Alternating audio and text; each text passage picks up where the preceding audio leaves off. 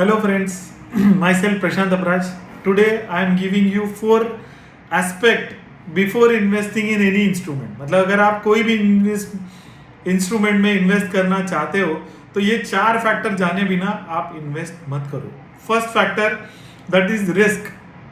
Risk मतलब क्या कि अगर आपने मान लो 1 लाख रुपया किसी भी चीज में इन्वेस्ट किया तो कैपिटल आपका जो है वो रिड्यूस होने का रिस्क कितना है वो आपको एनालाइज करना पड़ेगा. So that is known as risk factor. मतलब आपका जो इन्वेस्ट किया हुआ मुद्दल है या पैसा है, कैपिटल है, वो कम होगा क्या, अगर होने वाला है तो क्या प्रोपोर्शन है उसका, कितना रिस्क है. So that is called as risk factor. Then second factor is liquidity. मतलब क्या कि आप जो भी इंस्ट्रूमेंट में, फाइनेंशियल इंस्ट्रूमेंट में इन्वेस्ट करना चाहते हो उसमें आपने इन्वेस्ट करने के बाद आप कितना क्विकली उसको सोल्ड करके, लिक्विडेट करके, रिडीम करके कैश में कन्वर्ट कर सकते हो या बैंक अकाउंट में कन्वर्ट कर सकते हो. सो से फॉर एग्जांपल शेयर्स है, easily you can sell and you can get the money back.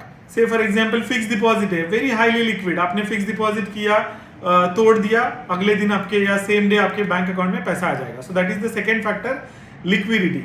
And the third factor is basically returns. कि हर एक इंस्ट्रूमेंट एक अपना अपना रिस्क एंड रिटर्न कैरी करता है, जिसको बोलते हैं हम रिस्क एंड रिवॉर्ड. मतलब मैंने अगर मान लो एफडी में अगर इन्वेस्ट किया तो कितना परसेंट मुझे इंटरेस्ट मिलेगा. So that will be known as a return, right. So FD will carry may be 5 to 7% of return. So वो मेरा उतना इंटरेस्ट मिलेगा तो उसको बोलेंगे हम लोग return. Say for example share या म्यूचुअल फंड में जा रहे हो तो you might have some higher percentage of return, maybe in the range of 10 to 12 or maybe in the range of, if you are a pro investor, then 12 to 15%.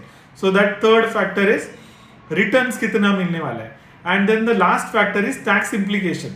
Tax implication मतलब क्या कि आपने जिसमें invest किया उससे जो return आएगा वो रिटर्न का टैक्स इम्प्लीकेशन क्या है. मतलब क्या कि जैसे आपने एफडी में इन्वेस्ट किया तो एफडी से जो इंटरेस्ट आया that is taxable as per your normal slab rate.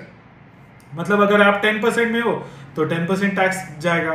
अगर आप 30% टैक्स ब्रैकेट में हो तो on interest portion you have to pay 30% plus education cess plus surcharge based on your income category, उतना आपको टैक्स देना पड़ेगा. से फॉर एग्जांपल इक्विटी शेयर्स है तो इक्विटी शेयर्स में आपको शॉर्ट टर्म आपने कैपिटल गेन किया, मतलब आपने 1 साल के अंदर बेचा, खरीदा और बेचा, तो आपको क्या हो जाएगा, शॉर्ट टर्म कैपिटल गेन आ जाएगा जो 15% प्लस एजुकेशन सेस है. एंड अगर आपने लॉन्ग टर्म कैपिटल गेन किया, मतलब 1 साल के बाद बेचा, तो आपको क्या हो जाएगा, लॉन्ग टर्म कैपिटल गेन आ जाएगा जो कि 1 लाख तक एग्जेम्प्ट है और उसके ऊपर tax rate is 10%. So these are the 4 factors my dear friend. First one is, say with me, first one is what, risk. Second one is liquidity. Third one is what, returns. And fourth one is what, tax implication. So these are the 4 factors you need to consider. आपको जानना चाहिए कि इसका implication क्या है and then only you invest in the instrument. अगर best example देने जाऊंगा तो I will categorise this. Say for example fix deposit, तो risk is low, there is very less chances that your capital will get erode, मतलब capital कम हो जाएगा, ऐसे बहुत कम हो जाएगा.